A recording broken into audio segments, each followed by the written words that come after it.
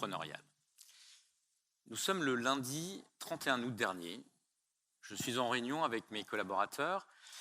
Nous sommes à un stade où nous présentons une nouvelle étape dans la stratégie de la société, où les pièces du puzzle commencent à constituer l'image de la vision que j'avais enclenchée il y a une dizaine d'années. Nous passons finalement de cette vision à la réalité. Nous échangeons entre personnes, entre collaborateurs, et puis à un moment donné, une collaboratrice prend la parole. Emeline nous dit, je vais vous dire quelque chose, je ne l'ai jamais dit, je ne vous l'ai jamais dit, mais je vais vous livrer une petite histoire. Il y a 9 ans, lors de mon entretien d'embauche, donc nous étions ensemble, elle a un poste de juriste, il y a 9 ans, vous m'avez expliqué votre vision. Vous m'aviez dessiné les contours de cette stratégie, et je dois vous l'avouer, en sortant, je me suis dit, il est mytho ou c'est un génie? Alors, mytho, parfois mes enfants, Jeanne et Gabin, me disent « Popounet, t'es un peu mytho ». Bon, c'est très à la mode ces temps-ci, mais non, je ne suis pas mytho, je ne suis pas un génie non plus. Je suis simplement un entrepreneur. Et un entrepreneur, c'est quoi? C'est une personne qui a une vision. Et cette vision, ce n'est pas un mensonge, mais c'est une réalité en devenir. La vision de l'entrepreneur est une réalité en devenir. Alors, de ce que je suis devenu au travers de mon expérience, au travers aussi de la chance que j'ai eue à 23 ans lorsque j'ai créé ma première entreprise, de rentrer au Centre des jeunes dirigeants, au CJD, puis à l'APM, ce sont des mouvements d'entrepreneurs où nous échangeons, nous nous formons, nous grandissons, nous rencontrons des intervenants de tout style. Et tout ça m'a fait grandir et m'a donné finalement 3 clés. J'en retire à l'heure actuelle 3 clés. 3 clés que je vais vous livrer. La première clé est le fait d'avoir confiance en soi. Pour avoir confiance en soi, il faut être soi-même. À mon sens, pour avoir confiance en soi, il faut être soi-même. Je vous propose de faire un petit jeu ou un petit exercice. Vous pouvez fermer les yeux, vous pouvez imaginer, vous projeter, faire un TEDx. Vous êtes à notre place, à ma place. La présentation se termine, c'est bien passé, et vous devez traverser cette salle sous le regard de chacun. Vous allez rejoindre 2 personnes au fond, et la première personne vous dit « Écoutez, j'ai tout adoré, j'ai vraiment adoré vos propos, j'ai aimé votre façon de vous exprimer, voilà, j'ai tout adoré. » La seconde, en revanche, dit « Écoutez, c'est simple, moi j'ai rien aimé, rien du tout. » Si à ce moment-là, vous n'êtes pas totalement vous-même, si finalement vous avez créé une carapace, vous avez voulu projeter une image qui n'est pas totalement la vôtre, si vous avez voulu aussi vous protéger, eh bien vous recevez le message d'amour, pas à 100%, parce que finalement au fond de vous-même, ce n'est pas tout à fait la personne que vous avez projetée. Et puis celui qui ne vous aime pas, vous dites c'est dommage parce que finalement, si j'avais été un petit peu différent, si mon image était plus proche de la réalité, eh bien, il m'aurait apprécié. Vous l'aurez compris, en étant nous-mêmes, on reçoit le message de la personne qui vous apprécie à 100%. Ça fait grandir en vous votre confiance. Et puis, celui qui ne vous aime pas, eh bien, ce n'est pas un problème, c'est son problème. Ce n'est pas mon problème. Cela ne développe pas d'imaginaire négatif, c'est son problème. La première clé, c'est la confiance en soi, être soi-même pour grandir en confiance. La deuxième clé, c'est la confiance en l'autre. J'ai pour habitude de dire que chacun a sa carte du monde. Chacun a sa vision du monde, chacun a son vécu. Et donc, au travers de cela, comment je vais vous l'exprimer? Eh bien, cette carte du monde, je vais vous emmener un petit peu en voyage. Nous allons faire ensemble l'ascension du Grand Paradis. Pourquoi? Parce que il y a quelques années, avec ma section du Centre des jeunes dirigeants, nous avons décidé collectivement de faire cette ascension. Et nous sommes donc le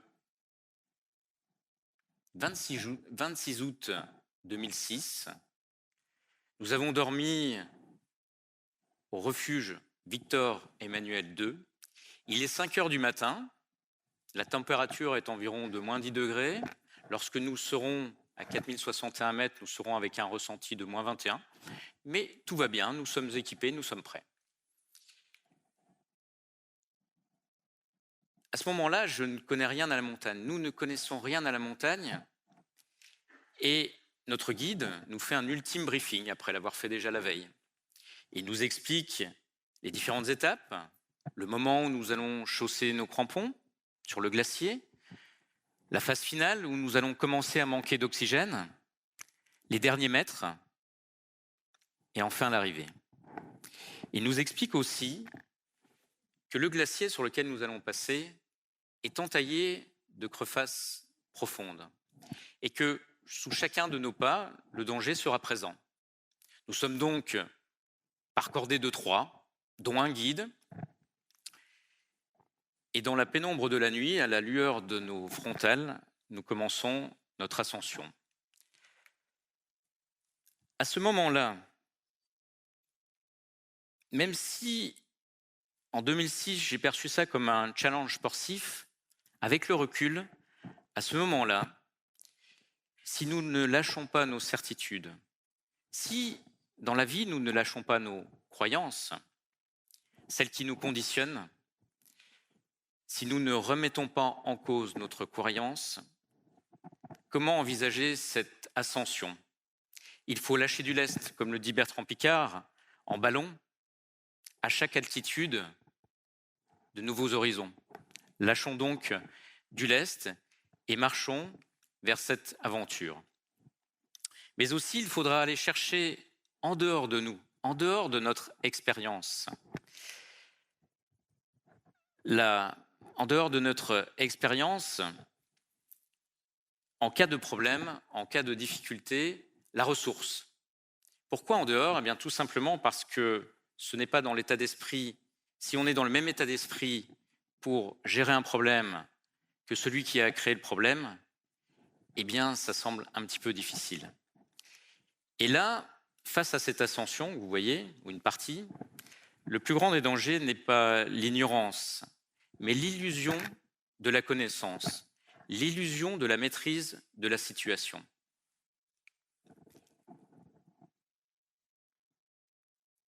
La deuxième clé est la confiance en l'autre. En confiant en moi, lors de l'ascension, en confiant à un moment donné, le guide me confie la première place. La première place, en fait, c'est le premier de cordée, c'est celui qui normalement a l'expérience et c'est celui qui va déterminer en premier le danger. Eh bien, en me confiant cette responsabilité, il me confie une confiance et je prends ainsi confiance en moi. Chacun a donc sa carte du monde, mais confiez à vos enfants, à votre conjoint, à vos collaborateurs, mettez votre confiance en lui et vous le ferez grandir en confiance. La troisième clé, c'est la confiance en l'avenir. La confiance en l'avenir. Vous savez, lorsque nous étions face à cette mer de glace, eh bien, il fallait avoir confiance en l'avenir et surtout se souvenir ce que dit Albert Moukébert, qui est chercheur sur les aspects cognitifs, sur les biais cognitifs. Il nous dit, voilà, le glacier n'est pas tel qu'il est, tel que nous le voyons, il est différent. Pourquoi? Parce que notre cerveau nous raconte des histoires, ce sont les biais cognitifs. Notre cerveau a horreur de l'imprévu, a horreur de l'avenir. Ainsi, il nous raconte ces histoires, il adapte la réalité. Et la confiance en l'avenir, c'est le fait aussi, à un moment donné, de savoir faire demi-tour. Nous sommes en pleine ascension, nous avons chaussé nos crampons, nous sommes sur ce glacier que vous voyez, et à un moment donné, Jean-Charles marque le pas. Il est premier de cordée, il pressent qu'il y a un danger. Il n'en est pas certain, nous discutons, nous échangeons, et à un moment donné, nous décidons de revenir sur nos pas, de changer de direction. Nous ne saurons jamais Si le chemin méritait d'être parcouru dans ce sens, nous avons décidé d'agir différemment, de faire un détour, de faire un chemin beaucoup plus long dans l'avenir, mais ce chemin va nous permettre d'atteindre notre objectif. Ce chemin va nous permettre d'atteindre notre objectif. Il ne faut jamais hésiter, même si nous sommes à ce moment-là tellement près de notre objectif, tellement près du sommet, mais finalement si loin, à faire un détour. Et nous décidons donc, face à cette situation, de changer de direction. Dans vos entreprises, dans votre vie personnelle, professionnelle, n'hésitez pas à changer de paradigme, à prendre une nouvelle voie. Je vais vous donner un petit secret, il faudra quand même quelques doses de persévérance, parce que effectivement le chemin va être un peu plus long. Mais la persévérance va vous aider à atteindre votre objectif par rapport à un projet personnel ou professionnel. Donc, n'hésitez pas à prendre une nouvelle voie. Et ainsi, nous allons rendre l'impossible possible avec cette fameuse persévérance.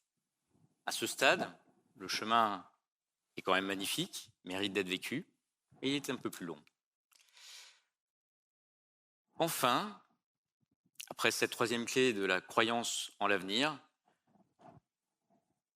nous arrivons au sommet. Vous voyez qu'on escalade la dernière arête, on manque d'oxygène, elle est assez sympa. Il faut être prudent, notre guide nous avait expliqué tous les dangers de l'avenir, finalement on ne connaît pas. Et en fait, nous ne connaissions rien à la montagne, nous ne connaissions rien à notre avenir. Mais collectivement, nous avons réussi, au travers de la confiance en nous, en étant nous-mêmes, au travers de la confiance qu'on a donnée à l'autre, au groupe, au travers aussi de la croyance en l'avenir. Une partie du groupe, certainement, n'aurait pas réussi cette ascension, car elle fut physique, elle fut psychologiquement à des moments durs pour certains, y compris moi. On se posait des questions, on savait que sous nos pas, le risque était présent, mais nous l'avons fait tous ensemble. Pourquoi ? Parce que collectivement, dans notre salle de réunion à Épinal, lorsqu'on préparait cette ascension, nous avons décidé de le faire et de brûler derrière nous les ponts pour être sûr de ne pas renoncer. Et collectivement, nous avons réussi. Alors, en guise de conclusion, ma vérité entrepreneuriale ou une de mes vérités entrepreneuriales, ayons confiance en nous, soyons nous-mêmes. Ayons confiance dans l'autre, chacun a sa carte du monde. C'est dans le débat, c'est dans l'échange, c'est dans la contradiction que l'on avance. Imaginez si, lors de notre ascension, dans ma cordée, j'avais eu que des clones. Certes, c'était plus rassurant pour moi, parce que j'aurais su que, en cas de difficulté, on aurait pris la même décision, on aurait pris la même direction, on aurait fait les mêmes choses. Mais non, c'est dans la contradiction, dans l'échange, dans quelqu'un de différent que l'on avance. D'où l'intérêt de donner la confiance ou sa confiance à l'autre, et vous le faites ainsi grandir. Voilà, confiance dans l'avenir, de la persévérance, changer de paradigme, inventer, imaginer de nouvelles voies, inventer ensemble, soyez persévérants. Voyez finalement l'avenir, et à l'heure actuelle, on voit qu'il peut être à la fois incertain, oui, mais aussi plein d'opportunités. Voyez-le avec le prisme de la confiance, et puis gardez aussi une dose d'enfance. Gardez l'avenir, voyez l'avenir avec des yeux d'enfant. Voilà tout simplement un entrepreneur pour moi, et c'est ma vie depuis quelques années. C'est quelqu'un qui a confiance en lui-même, qui donne par le même confiance en l'autre, qui fait grandir la confiance en l'autre et qui a confiance en l'avenir.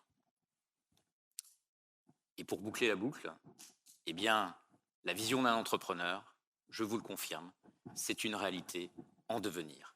Merci. Merci. Merci beaucoup.